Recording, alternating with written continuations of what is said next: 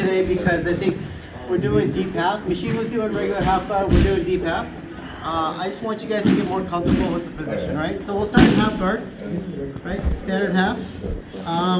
In order to get to deep half, I want to kick out, elbow to knee, and I want to underhook. I'm going to underhook with my right arm. So I'm going to off balance Tan so he posts over here because I want to straighten his right leg. If his right leg is bent, I won't be able to get him deep half. So I'm going to bump him using my 3 points of contact like this. So now I have my underhook here. I'm going to extend my legs and just turn, so I'm on my side. So this is what we call deep half. So why is it not necessarily better than half guard, but why is it really solid? So if Tan tries to sprawl, right, it doesn't really do anything for me. My structure is still here. Right? If he tries to cross face me, I'm protected by his own thigh, right? The only risk that I have is if he puts this knee to the ground, he steps up with his left foot, yeah, that's where it's going to be, you know, it's almost like a 3/4 mount. Or if he pummels and gets an underhook here on this side. So if someone starts to get an underhook, I want you to re-pummel and get your underhook. So my two grips that I can have is either palm to palm, because I want to put a lot of pressure into this ligament here, so I can control his knee line. So it should be painful for Tan. He shouldn't want to move from here, right? The other option is I can grab the belt with my right hand near my right ear. I don't want to be on this side because I don't have enough torque on here. So here, and I can grab on the inside of the pant. So now I can control his knee line here. My feet can go figure four. It can go behind like this, or I can even stomp on top. However you position your feet, it really depends on what you're doing next and where you go. So let's go again. So we start half guard, I underhook. I want to really pull my partner and make them post over here, right? So I'm going to bump here. Now I extend my legs and I rotate. Now I can get my hand grip and then I can adjust my feet or figure four, or I can even stomp on top. It really depends on however you like to control. So one more time. I want you to over-exaggerate, right? So I kick through, I bump him over so he posts his hand. Rotate, and I come in. Tight here, or tight like that, okay? So I just want you to get comfortable with the position, and then we're gonna transition from there, all right? Any questions? All right, make sure that if you are new, you're not going with another new person. All right, 1, 2, 3. Half. You have to think about his knee positioning, right? If his knee is pointed to the right, I come up. I start turning that way. If his knee is pointed to the left, I can go to my left. If his knee is just upright, that's a good opportunity for me to take the back. So I'm going to grab the belt like I was doing before. I grab the inside of the pant. And my right foot is going to be behind his ankle. So I want to start tilting a little bit just to make him post. And then what I'm going to do is I'm going to drop my left foot and I'm going to kick his leg over here enough where I can pop my head out the back door. So we're like this, here. So my right hook is in and I'm going to frame right here on the back of his leg. And all I'm going to do is I'm going to scoop close and I'm going to kick out his face as I start sitting up. So I kick out and I sit up. Now I can get my seatbelt and then start putting in my hooks.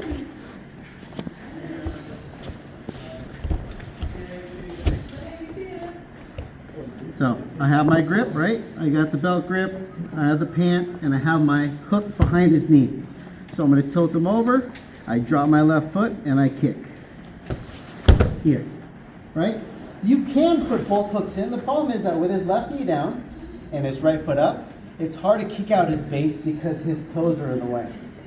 So what I like to do is once I'm here, I go in the back of his calf, I'm going to kick out, and then I sit up. So I kick out, and I sit up. Now I can get my seatbelt in, and then start to put my hooks in, and I'm right on that back control or back bend.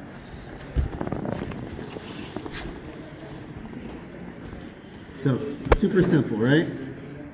Pant, belt. I put my hook in.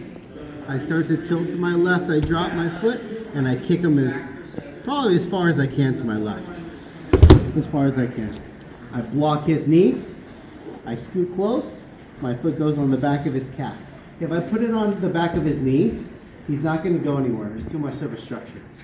So I go to his calf. I kick, and I sit up, and I can put my seatbelt in, and I take it back. All right, one more time.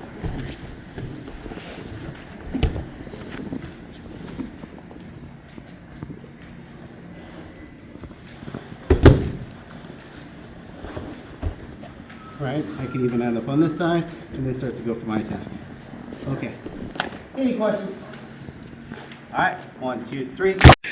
So, if I'm in this position, right, the first one we did is we took the back. So what happens if I want to start taking him back this direction? I have two options. I can go for like a single leg, or I can go for, since we're in the gi, I'm going to use the lapels. So I'm going to take out, I'm going to strip, ton, I'm going to pass this to my right hand, and then I'm going to go underneath here. Because like I said before, if he has an underhook, this is going to be problematic for me, right? But if I bring my arm underneath, he can no longer underhook. I pass this lapel to my left hand, like that. My right hand is going to grip just this lapel here. And notice how he has a pretty good posture. I want to pull this in here just to pull him down. So now all I'm going to do is, I'm going to open up my legs and I put both of my feet down. I'm going to bridge straight up. So my hips go to the sky. I look to my right shoulder and then I come up. So I bridge right up here. I turn and come up right to my knees. And now since I have double unders, there's no triangle threat, right? So I can keep this if I like, and I can start to pressure and then get to my pin in side control.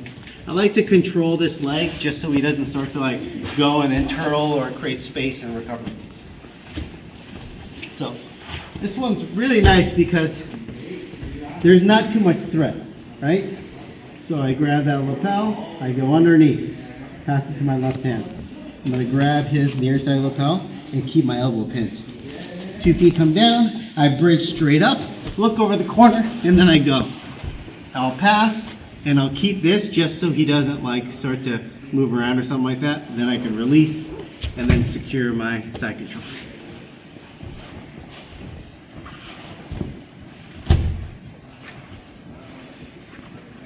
Pass, here, fell. So sometimes when people are training, right, they try to go, but then they ended up like in this position here. This happened a lot. So this is still fine. You can still keep everything you have, and you can still bridge and turn the corner when you're there, and then you can still pass. All right, one more time. So this is just a double lapel. It's like a bridge and roll.